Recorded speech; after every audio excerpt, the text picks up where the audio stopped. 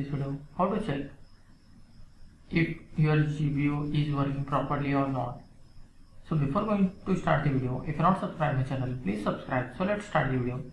Guys, if you have to check whether your GPU, your graphic is working properly or not on your desktop or laptop, then I will show you a simple method how to check or how to see this. First of all, you have to just right click on your task manager. First of all, you have to right click on your taskbar, then click on task manager. In this, you will find your performance. You have to just click on this performance. Here you will find GPU. Once you have to click on this, as you can see, you have to check whether this graph is stable or not. For this, you have to just play any video or you can play any game and check whether this graph is stable or not.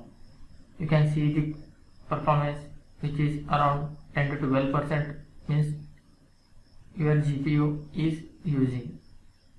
Suppose if it's not showing like this utilization, then you can restart and check.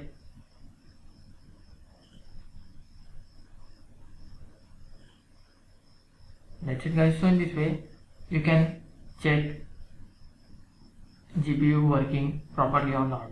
Thanks for watching. Hope if you like this video, please like, share and don't forget to subscribe.